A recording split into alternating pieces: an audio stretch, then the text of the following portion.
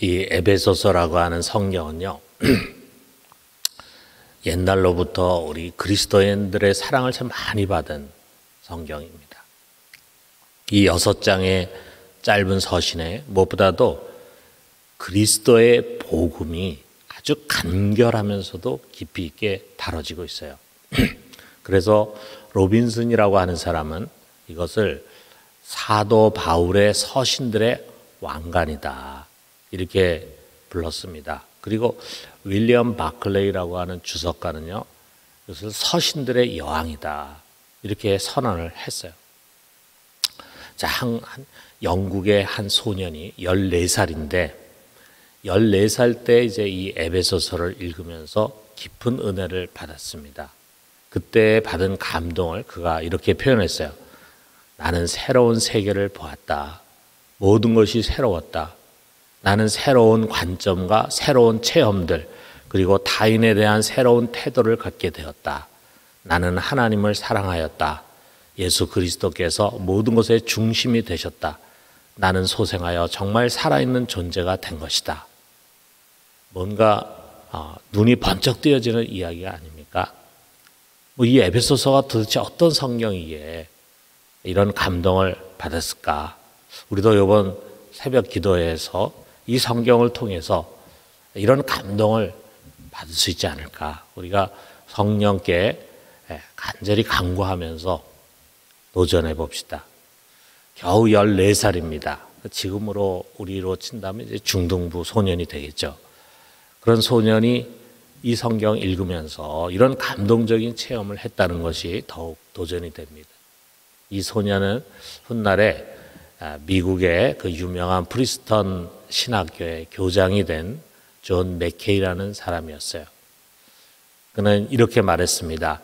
내 일생이 이렇게 된 것은 바로 이 에베소서 덕분이다.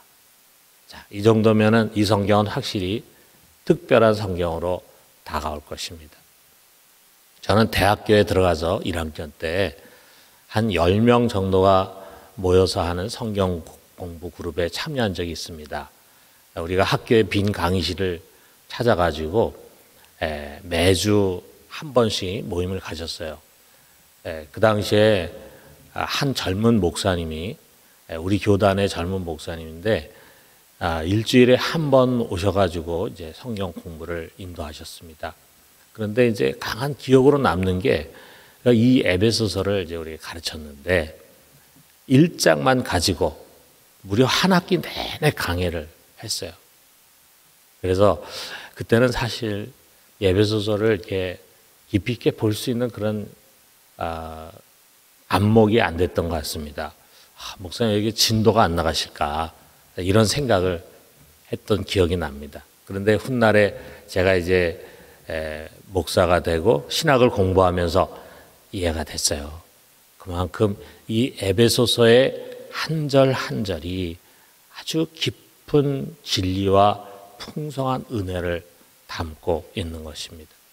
그래서 저는 이제 이 성경을 가지고 좀 강해를 하고 싶었는데 마침 이번 특별 새벽 기도에 여러분과 함께 에베소서를 가지고 저도 좀 더 연구하면서 씨름을 하도록 하겠습니다. 이 에베소서는요, 바울이 에베소에 있는 성도들에게 보낸 서신입니다. 자, 그런데 이 서신을 쓴 곳은 감옥이에요. 에베소서 3장 1절에 이런 말이 나옵니다. 이러므로 그리스도 예수의 일로 너희 이방인을 위하여 갇힌 자 된 나 바울은 말하거니와. 지금 바울이 갇혀 있다는 것을 이야기하고 있어요. 그래서 우리가 이 서신을 빌립보서, 골로새서, 빌레몬서와 함께 옥중 서신이라고 부릅니다. 그렇다면은 지금 바울이 어느 감옥에 갇혀 있는가? 거기에 대해서 학자들마다 서로 의견이 다르지만 대체로는 로마 감옥에서 지금 이 편지를 쓸 것이다, 이렇게 생각들을 하고 있습니다. 자, 오늘 이 성경의 첫 장의 첫 부분을 우리가 봐요. 여기는 이제 인사에 해당되는 부분입니다. 바울이 항상 편지를 쓸 때 앞부분에서는 인사를 합니다. 이 편지를 보내는 발신자가 누구고 이 편지를 받는 수신자가 누군가 하는 것이 소개됩니다. 자, 그런데 나 바울은 에베소에 있는 성도들에게 편지를 한다. 이렇게 단순하게 말하지를 않습니다. 어떻게 소개합니까? 자, 1절에 보니까 하나님의 뜻으로 말미암아 그리스도 예수의 사도된 바울은 에베소에 있는 성도들과 그리스도 예수 안에 있는 신실한 자들에게 편지하노니 이렇게 말하고 있어요. 먼저 발신자를 보면은 나 바울은 이것이 아니라 하나님의 뜻으로 말미암아 그리스도 예수의 사도된 바울입니다. 근데 우리가 바울의 서신을 보면은 대부분이 이 초두에서 이런 내용을 가지고 기술이 됩니다. 갈라디아서 1장 1절을 보면은요. 사람들에게서 난 것도 아니요 사람으로 말미암은 것도 아니요 오직 예수 그리스도와 그를 죽은 자 가운데서 살리신 하나님으로 말미암아 사도된 바울은 그랬어요. 자, 고린도전서 1장 1절 보면은 하나님의 뜻을 따라 그리스도 예수의 사도로 부르심을 받은 바울과 형제 소스데네는 에베소하고 거의 비슷한 내용이죠. 먼저 그는 자신이 그리스도 예수의 사도다라고 하는 것을 분명히 합니다. 교회의 사도죠. 성도들을 섬기는 사도죠. 맞습니다. 그런데 그 이전에 그는 그리스도의 사도예요. 그리스도가 보내고 그리스도가 세운 직분자인 사도입니다. 그러므로 그 누가 아니라 그는 먼저 그리스도께 속한 자입니다. 비록 그는 교회를 섬기고 성도들을 돕지만 본질적으로는 그리스도에 속한 자요 그리스도가 명하신 일을 하는 그분의 종이고 그분의 사역자입니다. 여러분, 우리도 항상 이것을 분명히 하는 것이 중요합니다. 여러분, 제가 목사죠. 제가 목사라면 저는 교회를 섬기고 우리 성도들을 목양하는 사람입니다. 그런데 그 이전에 저는 먼저 그리스도의 목사입니다. 그가 나를 부르셨어요. 그가 나를 보내셨어요. 그가 나를 교회의 직분자로 세우셨어요. 나는 다른 누가 아닌 예수 그리스도의 종입니다. 오직 그분의 말씀을 듣고 그의 명령을 받고 그의 영광을 위해서 일을 해야 할 주님의 종입니다. 여러분도 마찬가지입니다. 교회에서 맡겨진 일들, 자, 당회원이나 순장이나 교사나 찬양대원이나 주차 봉사자나 교회 모든 사역자들 모두가 다 그리스도께서 보내고 세우신 그리스도의 사역자들이에요. 사람의 종이 아니라 주님의 종입니다. 아울러 여기와 연관해서 그는 자신이 하나님의 뜻에 따라 사도 되었음을 고백합니다. 하나님의 뜻으로 말미암아 그리스도 예수의 사도된 바울이에요. 우리 갈라디아서에서는 이거를 아주 장황하게 말합니다. 사도의 사람에게서 난 것도 아니고 사람으로 말미암은 것도 아니고 오직 예수 그리스도와 그를 죽은 자 가운데 살리신 하나님 아버지로 말미암아 사도된 나 바울은 이렇게 설명을 합니다. 자신이 원해서가 아니에요. 또는 누군가에 의해서가 아니에요. 그가 사도된 것은 오직 하나님의 뜻입니다. 하나님이 뜻하셔서 그를 사도로 세우셨어요. 여러분, 우리 역시 마찬가지입니다. 하나님이 그의 뜻 가운데 바울을 사도로 세우신 것처럼 우리 또한 그의 뜻을 따라 목사가 되고 장로와 집사가 되고 순장이 된 것입니다. 그가 그의 몸된 교회를 위해서 교회에 필요한 여러 직분자와 사역자들을 세우고 임명한 것입니다. 중요한 것은 내가 임의로 한 것이 아니고 교회가 또는 교인들이 세운 것이 아니에요. 먼저 하나님이 그의 뜻 가운데 나를 세우셨습니다. 하나님의 뜻으로 말미암아 그리스도의 목자로 부산중앙교회로 보내심받고 사역하게 된 나 최연범은입니다.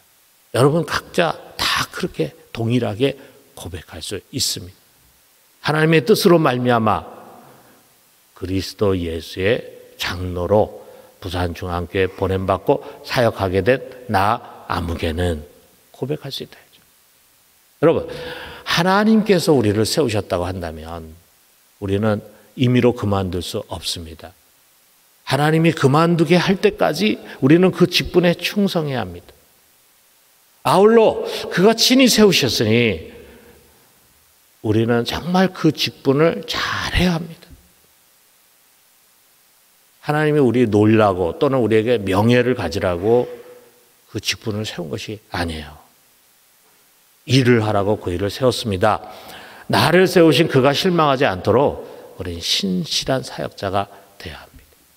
자, 우리가 좀 더 확대해서 교회 안에 이런 목사나 장로나 집사나 권사의 직분뿐만이 아니에요. 남편과 아내라는 직분도 마찬가지입니다. 하나님이 짝지어 주셨어요. 성경에 분명히 그렇게 말하고 있잖아요. 하나님이 짝지어 주신 것을. 물론 우리가 서로 만나고 교제하고 그래서 우리가 같이 결혼합시다 해가지고 결혼해서 남편과 아내가 됐지만 뭐 교회 사역도 마찬가지 아닙니까? 우리 교회에서 공동에서 투표하고 이런 과정을 거쳐서 우리가 사람을 뽑지만 우리는 그 모든 것 속에 하나님이 간섭하시고 역사해 주셨음을 믿어요. 그래서 우리가 한마디로 하나님이 짝져 주셨다. 하나님이 아내를 나의 돕는 자로, 나를 아내를 돕는 자로 세우셨습니다. 아내와 남편은 하나님의 뜻 가운데서 부부가 되었어요. 그렇기 때문에 우리는 서로의 역할에 충실해야 합니다. 아내는 남편에게, 남편은 아내에게 충실해야 합니다. 서로를 위해서 이전에 우리를 그렇게 세우신 하나님을 위해서 그렇게 해야 돼요. 여러분, 부모라는 직분, 자녀라는 직분, 회사의 직원이라는 직분, 국가의 시민이라고 하는 직분이 하나님으로부터 주어진 것이라고 믿는다면, 그래서 하나님이 나를 이 자리에 부르시고 보내시고 살아가게 하신 것이고 일하게 하신 것이라는 것을 믿는다면, 그런 소명을 우리가 분명히 갖고 있다면 우리는 모든 삶에서 훨씬 더 긍정적인 태도를 가지고 신실한 모습으로 살아가게 될 것입니다. 사랑하는 성도 여러분, 바울은 비록 감옥에 갇혀 있는 신세였지만 내가 누군가 자기 자신에 대한 분명한 신앙적인 정체성을 놓치지 않고 있었습니다. 그는 예수 그리스도의 사도입니다. 그리고 그렇게 된 것은 전적으로 하나님의 뜻으로 말미암은 것입니다. 우리도 다시 우리 자신에 대한 이런 믿음의 정체성을 회복합시다. 우리는 하나님의 뜻으로 세워진 예수 그리스도의 사역자이고 그분의 종입니다. 그분이 우리에게 교회에서 일과 가정과 직장과 사회 속에서의 일을 맡겨주셨어요. 그러므로 항상 하나님과 주 예수 그리스도 그분의 영광을 위해서 살아요. 그리고 그분의 종이니 그분의 뜻이 무엇인지를 항상 생각하고 그분의 뜻을 이루는 삶을 살도록 합시다. 그런 신실한 사역자로 오늘 하루도 살아가게 되기를 주님의 이름으로 축원합니다.